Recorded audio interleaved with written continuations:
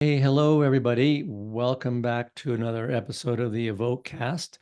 I'm Scott Johnston, and with me today I have one of our coaches, Nikki LaRochelle, and we're going to be doing a kind of a deep dive and answer some questions that were given to us about training for and competing in ski mountaineering races. And Nikki is eminently qualified for this. And I'll give you just a little bit because she wouldn't want to brag about herself. But so Nikki qualified for the U.S. national ski mountaineering team 3 times and competed in world championships in 2017 and 2019. She has raced these two races in Colorado that are quite well known and very popular. The Grand Traverse, she's raced that 8 times with 7 wins and 1 second place. And in 2023, she and her husband actually cracked the men's podium, which is quite a cool thing.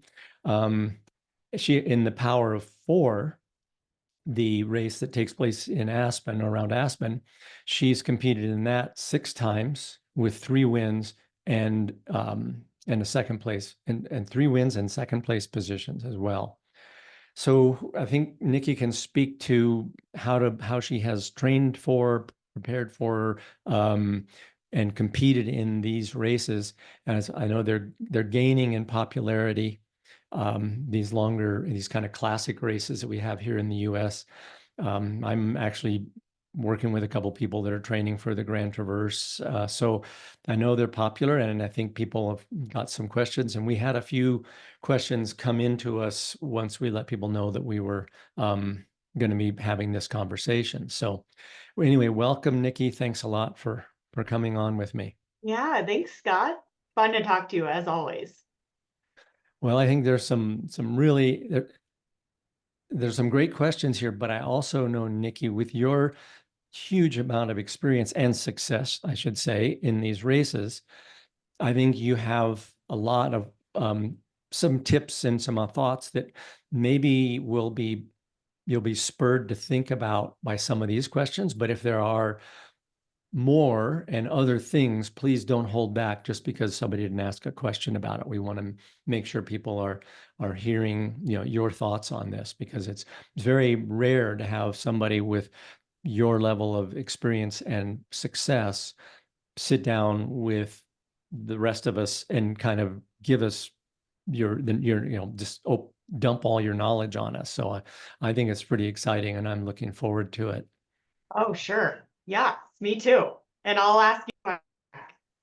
Okay, I'm up for that. Well, let me Yeah. start with the first question. Okay. Um, so this one is, what types of skin should I use for the Grand Traverse? Mine felt like glue compared to the gliders around me. Yeah. That's a great question. I think skins, I think, could be the most important piece of gear in terms of consideration and the variability. I used to think because the Grand Traverse is relatively flat, you're gaining approximately 8,000 feet over 40 miles, which is quite flat when you think about traditional ski mountaineering races. But I used to think a more worn out pair with good glide was better, but I've realized that over the years of racing this race that I notice a lot of fibers of the skin get torn out because it's this typically isothermic snowpack that's so coarse. So I have switched philosophies to now using a relatively new pair of skins because I want something that's hardy and grippy at times. Because it's isothermic, it can be coarse, it can also be slick, but I would say if anything, it's really variable. So as such, just a reliable pair of skins, I think, is better. And then knowing those fibers get ripped out over 40 miles, like it's probably better in my estimation to start with a hardy pair of skins. And then I've talked to a few folks at Dynafit who work with Pomoka, who's like a major manufacturer of skins. And they were saying when you have a worn out pair of skins, it can actually be slower. There's sort of a threshold where they get broken in and they're quite fast. But then at some point, when you lose too many fibers, they're actually slower. So that's a good thing to be cognizant of as well. And the Pomokas, the pink skins, you can see when the fibers are coming out. The Coltex are a little more difficult to tell how worn out they are, but that's why I actually prefer Pomoka, because I can see how worn down they are. Do you have thoughts on that, Scott? I know you skin all the time. Yeah, well, and I've got some of the Pomoka race type skins, the pink skin that I use for my touring skis because they're so much less grippy or less, they slide better, let's just say that. Um, and yeah, mine are getting pretty worn around the edges. There's a lot of white spots showing, and I know they're getting, but I'm not racing, so it doesn't matter as much. But would you say, I mean, from my experience, which is much more limited than yours, I was blown away at the difference between the Pomoka pink skin and the other brands that I'd tried, which are more traditional touring type skins. And but would you say that Pomoka or Coltex, and I think there are even a couple of other newer brands, are there others that are as good or even better than that Pomoka pink skin? Yeah. Well, actually, good thought, Scott. One thing to think about is if the skin itself, I would suggest getting a skin that's 100% mohair. So sometimes with traditional just ski touring, you get blends of mohair and synthetic, which are it's nice because the price point's usually a bit more affordable. And I caveat this whole question with knowing that skins are really expensive. A pair of skins is usually around $200. So to have multiple pairs of training skins and racing skins does have a pretty significant financial implication. So that of course can be prohibitive to a lot of people. But if you can make the investment, yeah, I would say a Pomoka, like the Race 2.0 skin, or the maybe they haven't even a newer version. I'm not totally sure, but their Race 100% mohair is probably the best bet. And would it be in such a long race, especially with variable conditions, to be worth having a spare pair? Do you carry a spare pair? Yes. And actually, I think for the Traverse, the requirement is that each partner, so it's a partner race for those who don't know, I believe each person has to carry two, and you have to have a fifth set between your team. Mm. Um, and sometimes I've actually in over the years been more cautious by, I think, typically carrying three each, and then at least alternating between one pair and another during the race. And is that because of the glue or because the mohair becomes saturated with water, or why would a person need to change? Yeah, that's a great question. I'd say both those reasons. Like again, like the Traverse, it feels like the Wild West. You just never know what you're going to get with that race. It's always at the very end of March or beginning of April. So sometimes it's frigid, like it's been so cold. Sometimes it's 30 degrees, so you never know what you'll get. But a lot of people know the colder it gets, the less likely your skins are going to stick. So especially if it's cold, you want to re-warm up the glue by putting the skins in your suit, so up against your body, to warm the glue back up, just to ensure that they stick to your base when you transition. So that's typically why, just to kind of dry them out a little bit. And do you like often when you're maybe you don't because you're probably way better at going transitioning from skins to no skins. But I notice oftentimes when I pull my skins off, they touch the snow. Parts of the glue touches the snow, and then I get some snow crystals, and that's like if you're out for a long day and that happens a couple of times, it doesn't take very long before your skins just don't stick to the base of the ski. So do you ever do anything like what I've done is try to scrape that snow off using the edge of my ski a little bit? Is that the standard method, or how do you prevent that other than being skilled at ripping your skins off? Yes. Yes. I have had moments in races where I was so desperate, I stuck my ski in the snow and slid my skin back and forth, the glue side against the ski's edge, to get that snow off. Mhm. So I have been in that situation. That's a pretty dire space to be in a race, unfortunately. Yeah. But I think, to your point, like being quite meticulous about ripping my skin so I don't get snow on the glue side. But another thing to think about for our listening audience is just checking how the glue is looking on our skins. I mean, if you can observe sometimes they get worn out and there's patches where there's no glue.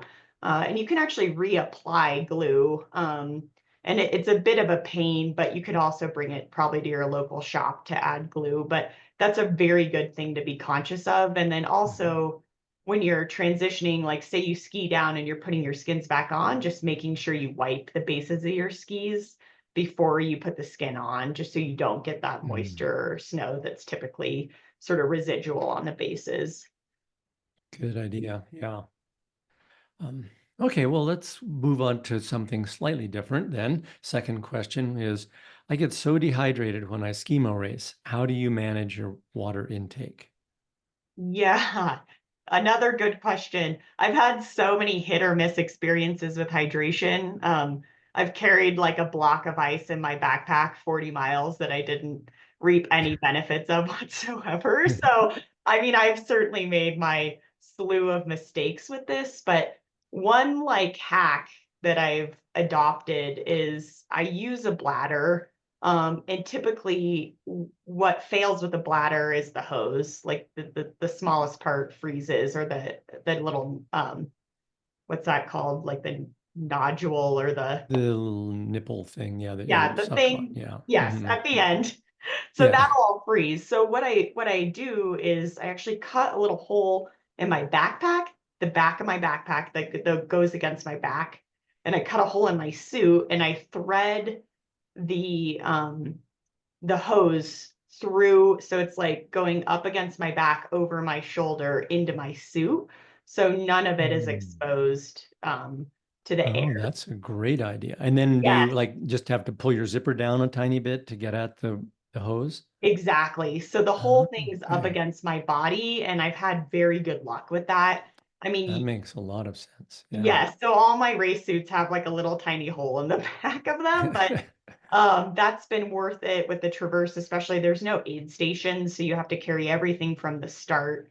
And I think that works quite well. And then Power 4, there there's sort of informal aid stations where people drop gear at appropriate places. I don't actually know if it's frowned upon or not. I've never sought clarification on that, but it seems pretty popular. Like the base of Highlands, people drop bottles of like pretty warm water, like filling your bottle the morning of with hot water.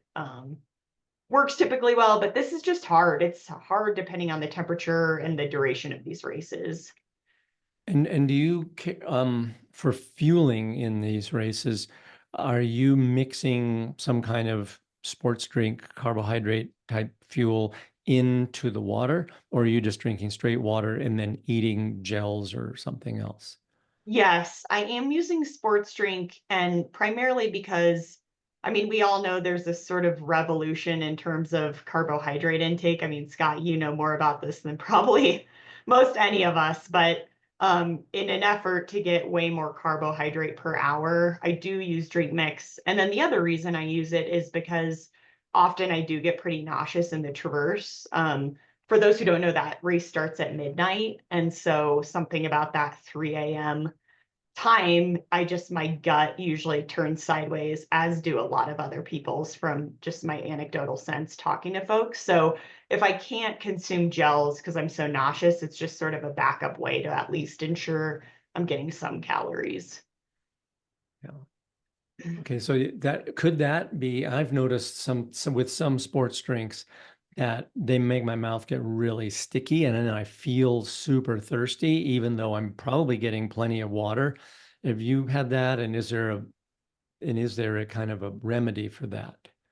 Oh, yeah, I think it'd probably be experimenting with different types of drink mix. I really like the Precision Hydration and the Morton.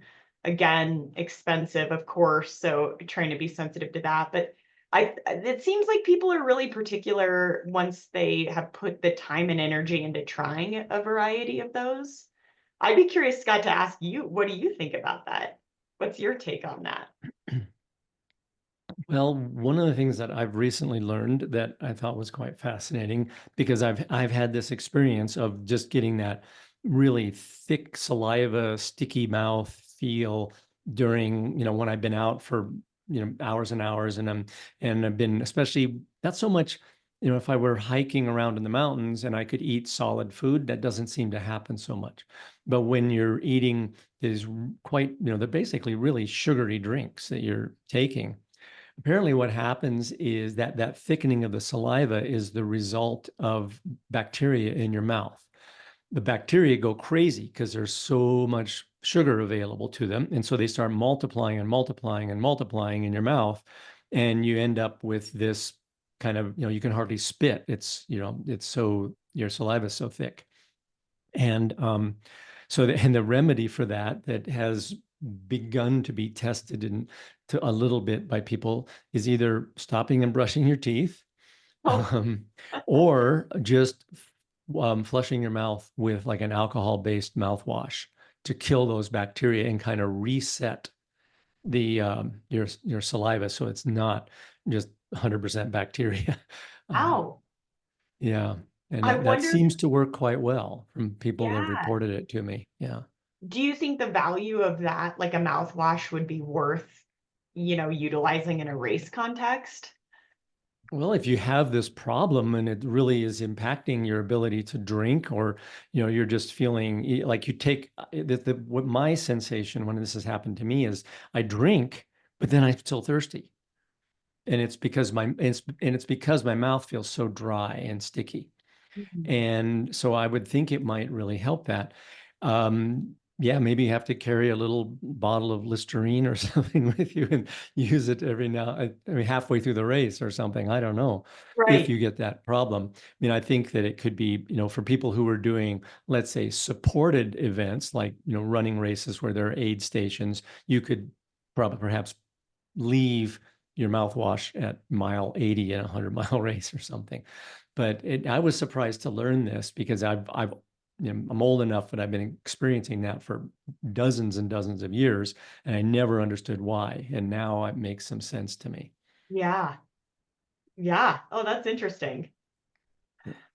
How much water do you consume in, let's say, the Grand Traverse, which is about what, 7 hours or so? Yeah. I mean, admittedly, not probably not enough. Although it is at night, and so you're not, and I'm typically not sweating much at all. Hmm. I try to dress. I dress on, the side of caution where I'm quite cold at the start line just to make sure I'm not hot when I'm racing. I don't know, maybe 60 to 70 ounces total, which I know Hmm. sounds like nothing, but it seems to be okay. For Hmm. me, it's hard to drink. It's just, yeah. But again, Yeah. when you're not sweating, I'd be curious, what people thought about that amount versus a hot race where you're losing a lot of Yeah. salt and electrolyte. Yeah, I mean, you're still breathing pretty hard in a very dry atmosphere, so you're going to be losing a lot of um, water to just evaporative. Yes. But that's a good point about not sweating. Um, yeah, I didn't have any idea how much. I'm like you though, on cold days, I often just don't feel compelled to drink, or it's challenging because your hose is frozen, or you have to stop and take your pack off and get the bottle out and things like that. But I love that idea of running the hose through your suit. Although if you ever have to take your pack off during the race, that's kind of a problem then. Correct. Yeah. Yes. You have to Yeah. be, I mean, when I race, the intent is I will not take my pack off. I pack what I need at the very top of my pack, and if I need to get to it, I'd ask my partner to get it. But the hope and the intent is that I don't take my pack Oh, off yeah. ever. Sounds like, yeah. Yeah, Um, but that's a great point. Yes, that does make it quite difficult. Yeah. um, okay, next question here is the question about muscular endurance for ski mountaineering races. And is it the same as mountaineering muscular endurance? And this is something I've played around with some folks that are doing skimo races, the long races, not the short sprints. But I think there is some real benefit to muscular endurance training for skimo, partly because, just because of the terrain, you're going uphill, so you're having to pick up one foot and set it down higher than the other foot. and lift yourself up onto it. You also have a pack that could be substantial. For instance, how much does your pack weigh in the Grand Traverse or the Power of Four? Oh gosh, admittedly, I haven't weighed it. I mean, we've spent over the years so much time trying to whittle down that weight. Because there is, I mean, less so with the Power Four, but with the Traverse, there's a pretty extensive gear list. Like you have to carry a shelter and a sleeping pad, like stuff that's, rooted in the history of the race. But yeah, to answer, long story short, I don't actually know the weight, but it's relatively light compared to other racers, but still heavy. Yeah, that's something I want to come back to the gear because I think that's something people will have a lot of questions for or be curious about is like what does an expert like yourself end up carrying and what have you found out over all these years that this I need to carry this and this one's a little bit lighter than that one, that sort of thing. Um, but in terms of back to the muscular endurance question, I think that it is beneficial.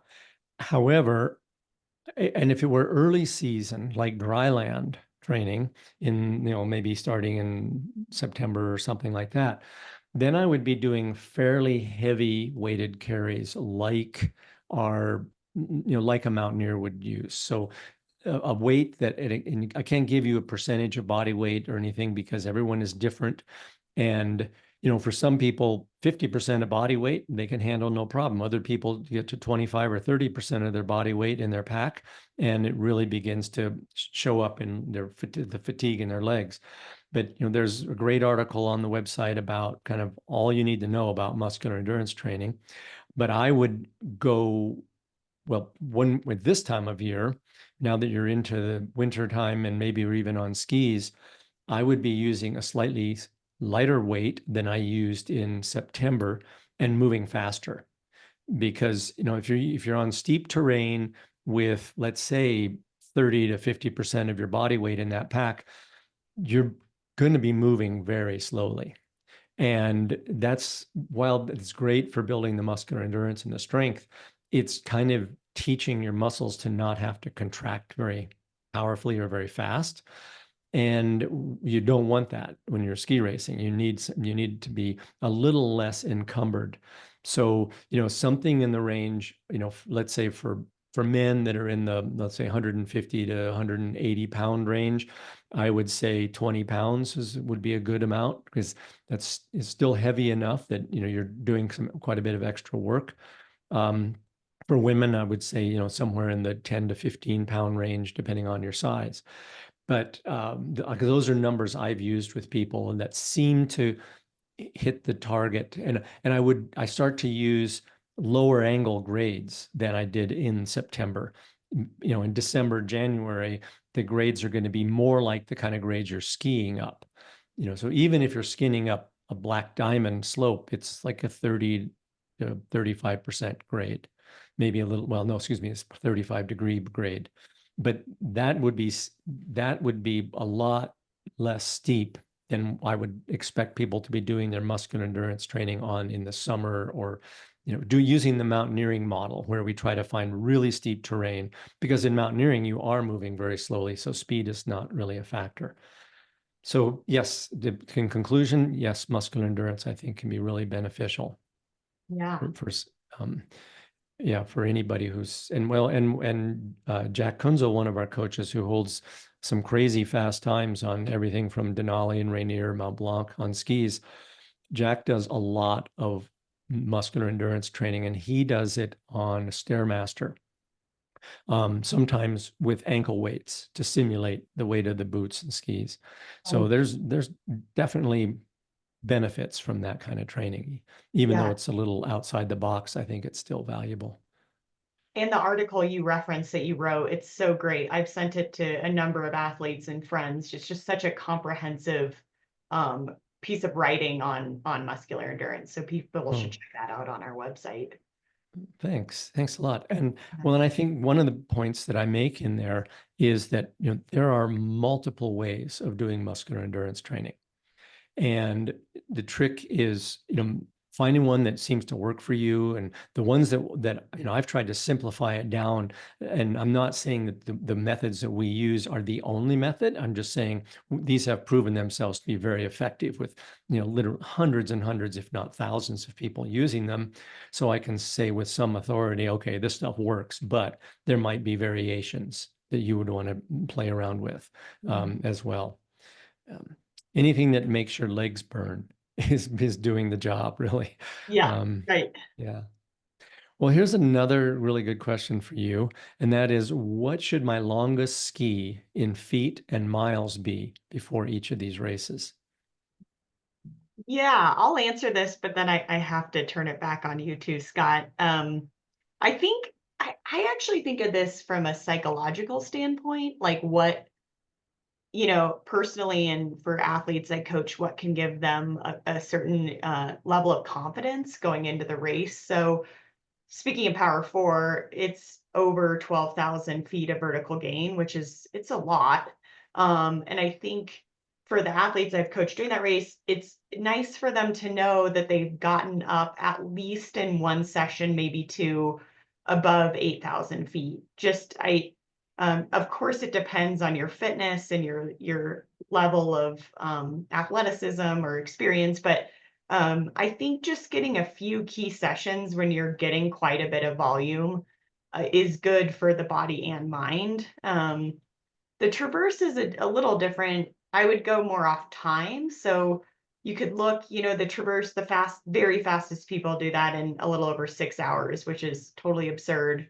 And then, a more typical athlete is doing that race in about 12 hours. So I think trying to estimate where you might fall, which is difficult to do, but do your best, maybe somewhere around like 50% of that time, just to get a few of those longer sessions again for your body and mind as well. But and I think some of that with the traverse is just breaking your feet in, like it's less cardiovascular and more um, just implications of like your feet, even your back from carrying a heavy pack. Just some of these considerations you might not think of. It's good to test that and make sure you know where those sort of weaker zones are for yourself. But what's your take on that, Scott?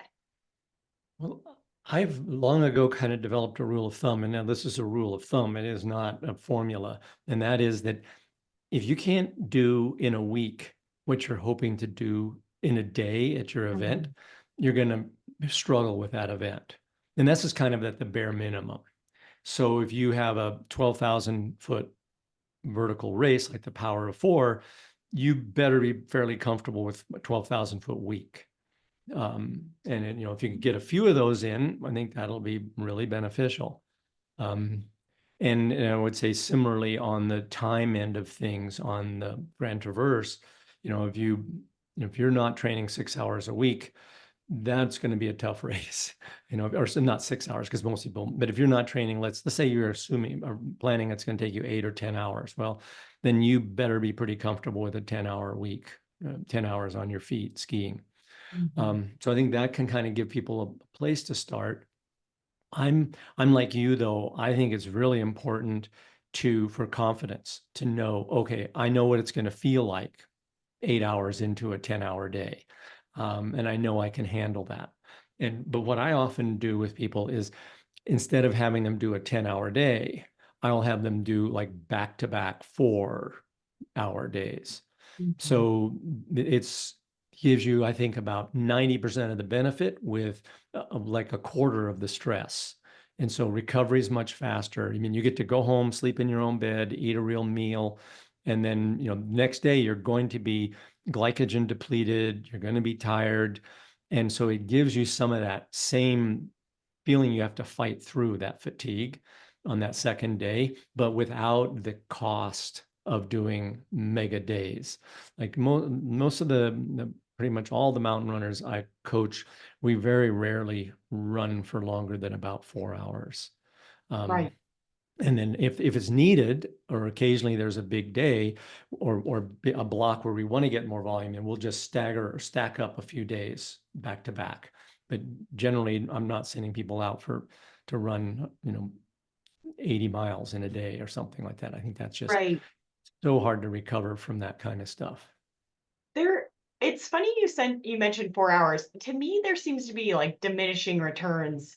There's something about that 4 hour mark where I rarely exceed that. Like, I don't know the physiology behind it, but 4 hours seems like a nice sweet spot for a long effort, and that much beyond that, it just starts the wheels start coming off a little bit, and I'm not Yeah. sure, and then you're really, really worn down, so You get it's kind of the death march. Just yes. need to make it back to the car, Yeah.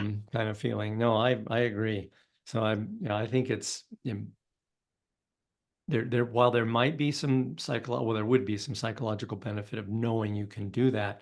I think there's easier ways to get yourself to that stage. And I think another thing that's important to specify here as we're talking about this is that you don't want to wait until a month before the race and then suddenly like double your training volume in a week and expect that that's going to perform well, because your body's not going to be accustomed to handling that. And so you want to be building up slowly, and then perhaps 3 weeks before the race, that's when you would hit your peak volume of training, and that would be when you would do one of these back-to-back big days, or that week would be the week you accumulate 15 or 18,000 vertical feet or something like that. And rather than just thinking you can throw in a mega week somewhere along the line and expect to have it benefit you, and especially if it's very close to the race. Like, and that's one of my pet peeves with people, and because I've done this myself, is as you're coming closer and closer to your race, you suddenly go, oh shit, I should have been doing this, or I need to do that, or I just read this article or saw this thing on Instagram, this person's doing that. I better start adding that into my training. And I call that getting greedy, in the final weeks. And it always turns out badly. Like, it just, you can't make up lost time with your training. Even if Right. it's a really cool looking Instagram post, it's like, nope, I'll try that after the race. Yes. Sure. That definitely makes sense. Um, Okay, here is another one. I see people practicing transitions all over the internet for skimo. How important is this in the longer races? Should I weird out my neighbors and rip some skins in my backyard? Good question. Yeah, there's a lot to say about transitions. I mean, I think the craze on social media is primarily focused on those athletes who are racing the World Cup and trying to qualify for the relay or the sprint in the Olympics. Scott's coaching a few of those type of athletes where transitions are absolutely critical to success. I'd say for any of these longer format races, they are still very important, but I wouldn't look to those people as like the high water mark. I mean, I think the key for most of us is to develop a system so you know exactly how you want to transition, go through the motions over and over again, develop your system, do it the same way each time. So when you transition in the race, you have to remember you're going to be in a very heightened state. You'll have a lot of adrenaline. You'll also be, at times really tired. You'll be around a lot of other people. You just want to know what your plan is, how you do it each time, and be steady. They say slow is smooth. Wait, slow is smooth, smooth is fast. So I think Mhm. there's truth to that. And then where I see people making the biggest mistake with this is they're not practicing something like a transition when they have their full race kit. So if you're doing the traverse or power four when you're wearing a suit, you might shove a bunch of food in the front of your suit, and then when you bend over to do a transition, all your food falls out on the ground. I've seen that happen over and over again. So a good pro tip would be practice this stuff with your full kit so you know how it's going to feel when you're out on the race course and you don't make mistakes like that. And you wouldn't need to do it in the backyard. I would think you could do this in the privacy of your own living room, maybe, so you don't have to worry about your neighbors thinking there's something wrong with you. But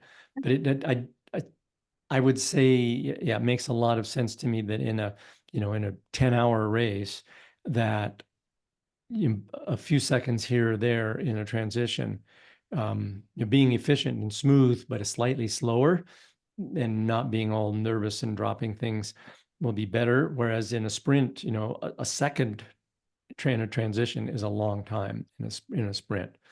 In Right. terms, plus or minus a second. I mean, transitions are a little bit longer than that, but not much. Um, Yeah, okay, absolutely. Yes.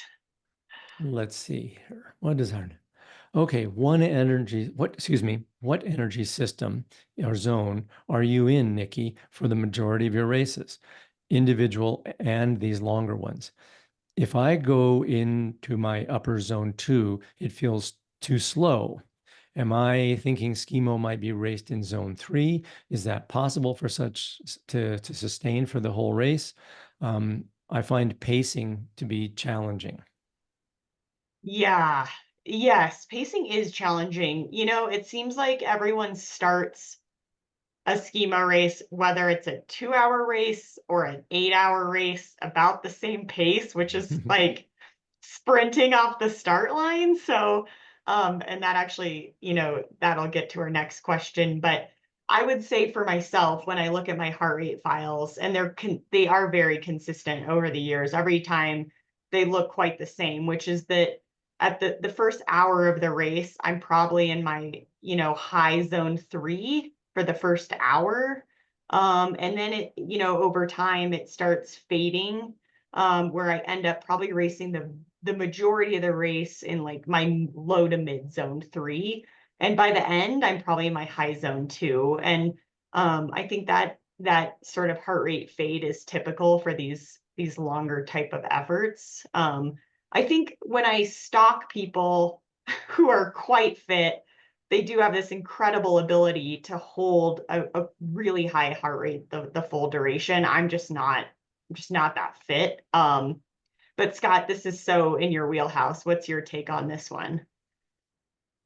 Well, I agree with you that the declining heart rate through the race is really common in longer races. And I think it's primarily due to the fact that your legs get tired and you just can't turn over any faster. You can't take any longer stride. It's you're slowing down not because your heart can't pump enough blood, because the intensity you're going at, let's just say, as you said, it could be low zone 3 or even into zone 2 at the end of the race. That's would be the heart rate zone. Your perceived exertion, although on the other hand, is probably quite high. You're working hard but going kind of slow with a low heart rate. And what that tells you is you're not limited by your heart's pumping capacity at that point, because your heart's, let's say your heartbeat is 135 or 140 or something like that, but yet your maximum heart rate is 180 or 990. I mean, you're so far away from your heart's true maximum pumping capacity that it's no longer the limit. The limit is the leg fatigue, and that's one of the reasons I think muscular endurance training is so important, and pacing as well. And I think that what can happen in those races, my hunch is, because I've seen it happen in every race from shorter cross country ski races up to 100-mile races, is that everybody feels good at the beginning. And so they're going to go out at what can, it's quite a fast pace. But what you have to keep in mind is those super fit athletes, yes, it's a fast pace, but from a metabolic standpoint, it's not that taxing. Like if we were, and the way we could, let's say, if we were to measure blood lactates, I bet you, at the end of that first 45 minutes in those races, if we stopped everybody and measured their blood lactate at the end of that first kind of sprint type start, we would be able to almost perfectly tell them their placing, their order at the end of the race, based on the people with the lowest lactates at the end of that first hour would be the people who were going to finish better than the other people. And it's a lot easier, like when you're fresh, in that first hour, to overtake somebody. It costs a lot of energy to overtake someone there, and because everybody's fresh, everybody's feeling good, everybody's excited. But then 7 or 8 hours later, and you see people literally staggering almost, and moving very slowly, it's so much easier to overtake them then, because it doesn't cost you nearly as much because everybody's operating at a lower intensity. Yeah. So, and this pacing thing is, something I talked a little bit about with Ruth Croft in our podcast after her result at UTMB this year. And I think that it can be very difficult to not get swept up in that excitement. But it could be that, let's say, in that first hour, if you had been, instead of like trying to stay with the leaders or some other fast people, you allowed them to get 5, 10 minutes on you in an 8 hour race, the it's highly likely, because I've seen this happen over and over again, is that by being 5 to 10 minutes slower in that first hour, you could be 30 to 40 minutes faster in the last hour or the last couple of hours. And so I think it's really important to, kind of husband your resources and be very controlled about the pacing, and probably start easier than you think, unless you're super experienced and you know that you can handle that crazy fast pace. If you've done and it works, great. But for most people, they're going to blow up at some point if they do that. Yes. Oh, Scott, there's so many. This is such a great question. I just had so many thoughts while you were talking. I mean, Good. a few quick things are, there is a certain threshold where you start a race like Power for in the Traverse where it feels very cardiovascular. That's the limiting factor. But then at some point it shifts and it becomes totally muscular, where you're breathing fine, but the fatigue in your legs is so pronounced. That's precisely what you said. And I feel that every time. It's probably like, 30% and 30 to 40% into the race, I start feeling where it shifts from Mm. one system to the other as the limiter. My husband, who I race with quite a bit, we have just thought all about this, like, if especially with Power 4, because that race is just, it's way more straightforward, where you've got these, huge climbs, huge descents. And we've thought about, if you tempered your pace a little bit more at the start, how, would those seconds pay dividends in minutes at the end? And I think they would. Where with the Traverse, there is more strategy involved, where you're trying, if you're at the front of the pack, you're trying to get good placement in a section called East River, which can be really unpredictable and often in just one track or maybe two tracks. So that's why you have to kind of gun it, even though it's really uncomfortable and feels totally reckless, just to get that good placement. So for people thinking about this, I think strategy also factors in. But you're right. I mean, especially with running races, and Ruth is such a great example, where you watched her race UTMB. She's way, way back. She was slated as a favorite. And over the course of the race, she's just ticking people off the whole way and ends up getting second place. Like, or she just executed that pacing better than basically anyone, from what I can gather. So good job, And coach. one of the, well, it was her who did it all, really. But one of the things that I noticed from her heart rate data, was that her highest heart rate in that race was on the last climb. Wow. So she had saved her legs enough that she could still push. Here she was 90 plus miles into the race, and she could still push and crank her heart rate up higher than she did early in the race. And I think it's something people, I've said this in other instances, but I think it bears repeating, and that is that a low heart rate with slow speed and a high relative or rate of perceived exertion, a high RPE, that means your legs are tired. Whereas a high heart rate and a low RPE, that means you're really fresh and rested. And that's something to keep in mind, because we all have this, built-in internal feedback system in terms of RPE. You go out running, you go on the same place, or skiing, and you go to the same place you often go. You know what easy and hard and the relative scale of difficulty or intensity feels like to you. But we all know that there are going to be days when you're feeling like, man, I am working hard and look at my heart rate's 120. What is going on? Well, when you have that kind of a day, you should be going, I need to go home.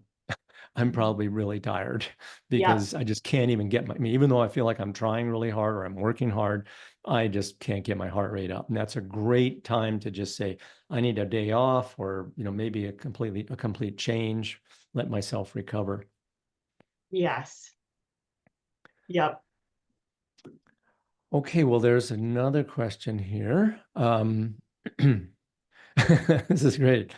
Why do people start so effing hard in skimo? Like it's a 9 and 10 hour race. Oh my God. So yeah. I have, and this is a great question, and it's so true. I mean, like I just said, people start so fast. It is ridiculous. It feels borderline absurd.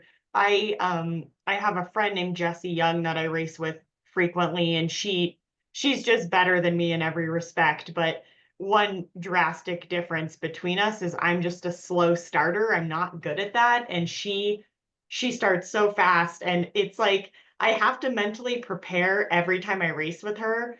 I have to visualize her going out so hard, and I feel so mad. I'm like, Jesse, you gotta dial Slow it back down. here. I'm dying.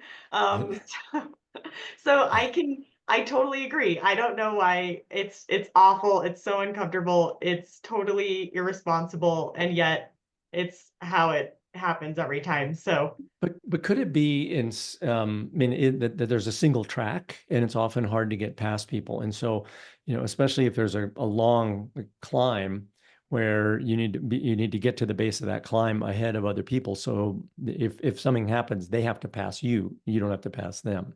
So yes, was that gets factored in, I would assume. you're right. I mean, yes, to be more specific to the Power 4 and Traverse, with the Power 4, the first climb's up Snowmass. It's quite a long climb. I think it's over 3,000 vert, maybe more like 35. And then that is wide open. It's just groomed, which is nice. But then you do this pretty technical descent along a ridge line, and you do want to get good placement for that. So I think Mhm. people are incentivized to go fast at the start just to get in good position for that next part. And same with the traverse. It's a relatively short climb out of Crested Butte. You're in the ski resort, groomed, pretty low angle. But then, like I mentioned earlier, you do some wild descending into a section called East River, where again, you would absolutely want good placement. So, yes, those are good considerations. Yeah. Well, I would suggest for most people who are just beginning this sport, err on the side of being a little slower and conservative in the race so that you are not suffering so badly those last couple of hours. And then Yes, we've all seen that with people that are literally walking in the end. So, I think you're right, um, Scott. Especially if your goal, I mean, so many people who race these races, their goal is to, make cutoffs and finish. And if that's your goal, absolutely just ignore, this field that's probably going way too hard anyway. So yeah. good advice. Well, before we wrap up, I do want to hear tell me what's in your pack. Like, what do you carry? Let's say for the Grand Traverse, because that has such an extensive gear list. Yeah. First of all, I've had people ask me this, is like, how seriously do they check this stuff? Do they check quite seriously so that you can't cheat on carrying all that stuff? Yes, they do. They do a gear check the day before. Every team has to do it. You walk into this large ballroom and you have to lay every single piece of your gear out on the floor. And there's a volunteer that's going through the designated gear list item by item and ensuring that you do have everything. Um, there's some straightforward pieces of gear, but then there's areas where, like, I'm just trying to think of a few. For instance, with the Traverse, you have to carry a stove. I don't recall the specific criteria off the top of my head, but we found this stove on Amazon, this little Nesbit stove that's so tiny, and it actually produces a fair amount of heat. Like I think it would work well if needed, but there's people carrying like jet boils. So, and even Hmm. I'm sure even heavier iterations of a stove. So, if you Like don't A know, Coleman two burner, maybe. totally. I'm sure someone has carried a Coleman stove. That would not surprise me because if you don't have resources to bounce the stuff off of, you wouldn't know better. I've just learned from those who have bestowed their wisdom upon me, and I'm hoping to pass that down. Another one is a sleeping pad. In the olden days, we would use just a large foam pad because it was so light. So we'd strap this huge pad on the back of our packs. But now Camp USA, who is a manufacturer of really specific skimo gear, they created a pad. I think it's almost exclusively just for the Grand Traverse. Like it meets the criteria. Um, but my husband, like again, I mentioned him, Brad, he got so into this where like you have to carry a pot in the event of, you have to melt snow. So for the lid of the pot, he would use a piece of tin foil. I mean, Hmm. the creativity executed is comical. They've gotten a little more strict with that stuff. I brought my tin foil lid a few years ago and they said, no, no, no. So when I go to gear check, I bring the things that might be questionable from a weight standpoint. And if they say Hmm. no, I always have a backup option to use. So I'm not, left in the lurch. But the other things are like you have to have a shelter. So again, it's just I'm guessing there's forums too, but just trying to find these lightest weight. Another one is a map. We like printed a little itty bitty map. We didn't have this full proper map, but when you start scrutinizing every single piece, and it might seem negligible, but when you add it all up, it can be, a substantial amount of weight that you're cutting. So yeah, it's Yeah. worth asking people. You can reach out to me if you're listening to this podcast, and you're racing and you have questions, like reach out and I'm happy to help. But yeah, I think it's the Traverse especially is challenging in this way. It's Yeah. And what about there? I know isn't there a requirement for puffy pants? You got to have like some insulated pants. yes, that's What actually do probably the you, hardest piece of gear. yeah, so what do you use for that? I actually found a pair. I know Amazon is funny to be buying gear for, but I found a very lightweight pair of down pants on Amazon. Hmm. And I bought them like just for the Traverse. I don't think I'll ever use them. They weren't very expensive. They met the specs. So Yeah. I've done that. Yeah. I mean, but that's a hard piece of gear. That's probably is the hardest to find. And probably the one you're not going to use for anything else ever. Right. Yeah. Right. Yes. So, well, Scott, I had a question for you. I had a person reach out. They wanted to know they're going to be racing Power 4, which is at the end of February.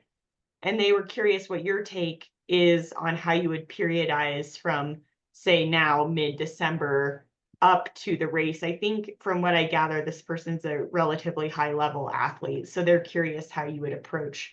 Did you say end of February? Is that when that race is? Yes. Yeah. Yep. Okay. So we basically have, let's say, you probably have about 8 weeks of training with a bit of a taper, leading into that. I would assume something like that, a couple of weeks of lighter training.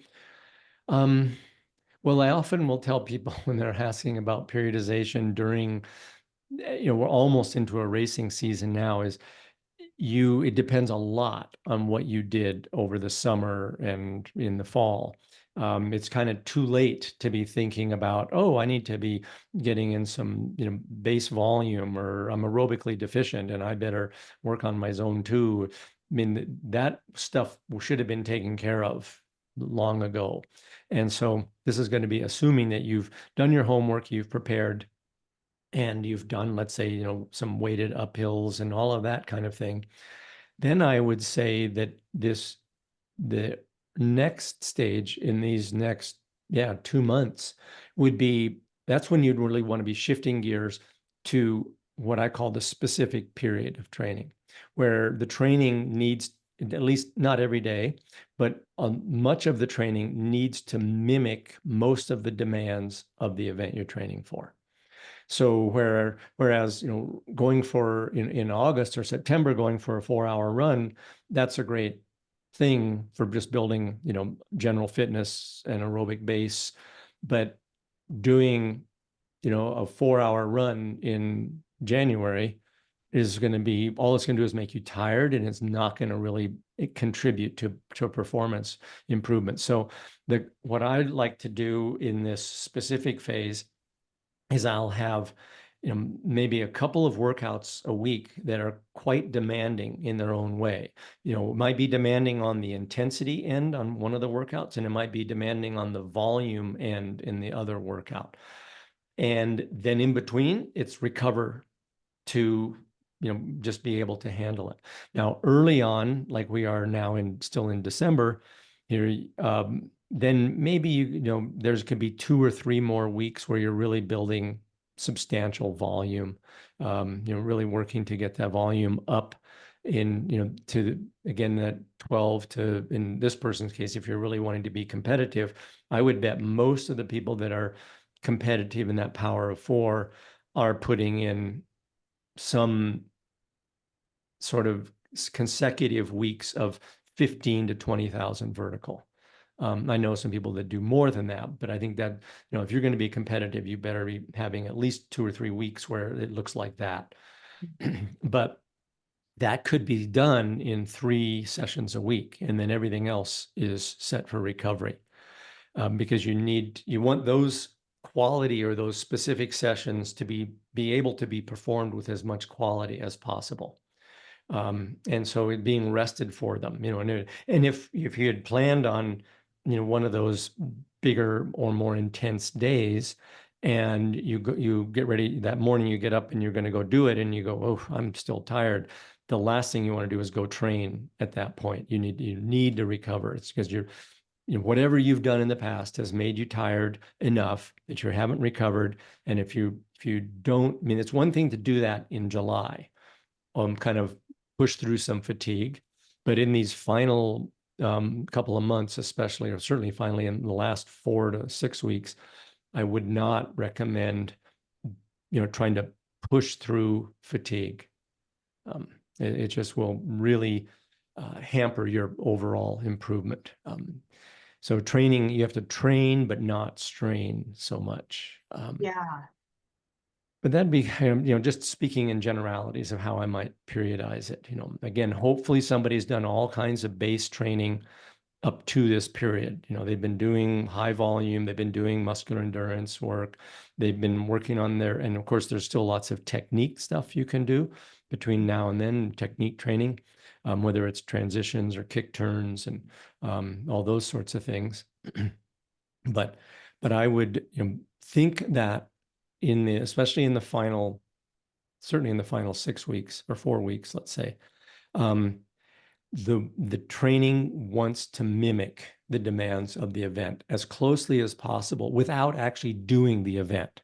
I mean, you don't want to go out there and do a 12,000-foot day, just so maybe you do, if you're comfortable with that kind of volume, then it might not hurt you, but you don't want to just toss in a 12,000-foot day just because, oh, I better do a 12,000-foot day when your average has been 6,000, let's say.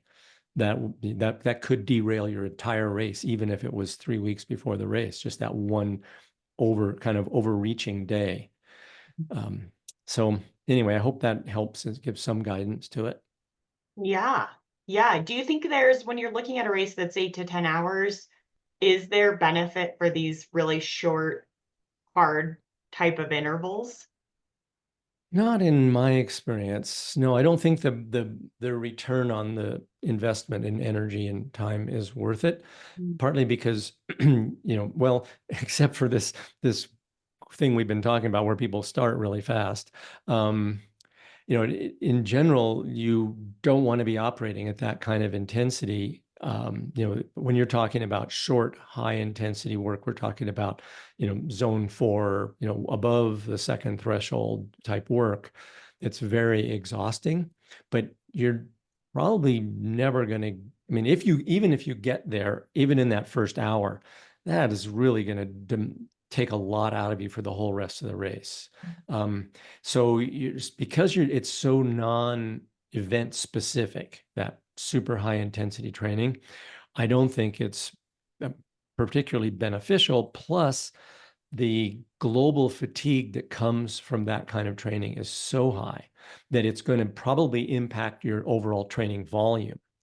And the volume, these races that last many hours, the volume of your training is going to be a big dictator in how you perform. I mean, I saw a study on Ironman Ironman performances, and you could almost, like I was saying before, how you could rank the finish order based on lactate at the end of the first hour.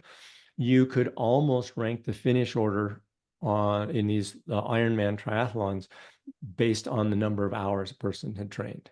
Wow, It was that close of a correlation that's that, the incredible. person who trains more, you get, and because what we're talking about here are not events of speed. We're talking about, pure endurance. And endurance is who can do the most work in the least amount of time. Yeah. So if you have a person that's training 20, and able to handle 25 hours a week of training, and you think you can compete against them when you're training 10 hours a week, probably not going to work very well. In a multi-hour event, many hour event, where speed is not a factor. And so, anyway, I got kind of derailed there. Sorry, lost my train No, of thought. that's great. I think on skis, that muscular, you just don't have that damage that you do when you run. Like the Yeah, loading you get in your legs from running. If you go and do a 3 hour relatively hard run, you're pretty toasted. But on skis, you can go ski for 3 hours and not really even feel. I mean, you probably are fatigued, but you don't feel it in the same way. And so I think no, it's quite different. Yeah, the yes, impact loading is, not there. right. Um, but I think instead of people, let's say, doing more traditional high intensity intervals like, 5 by 4 minutes or that sort of thing, which I know are in vogue. I don't quite, well, I think I have a theory on why those are in vogue.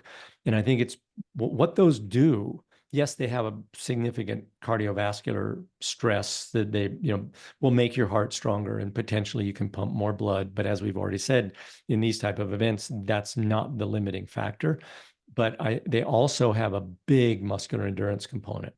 So if you go do, 4 by 5 minutes or something like that up a hill on your skis really hard, you're going to feel it in your legs. You're going to feel that muscular endurance. The problem with that kind of training, in my experience, is once again, the global fatigue that comes from that just isn't worth it. And almost, I mean, I've talked to, I don't know, dozens of people who've gotten themselves overtrained. In almost every case, it's because of too much intensity, too much high, not and too much high intensity, like Mhm. above the lactate or the anaerobic threshold, that's when they began to get into trouble.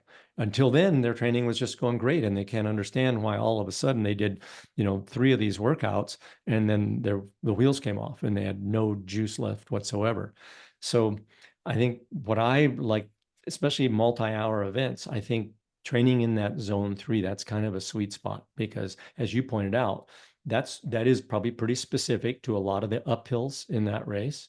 And, you can sustain that intensity for hours. Certainly, I look at heart rate graphs on people in skimo races, and I see that, yeah, they held 175 for an hour and a half climb.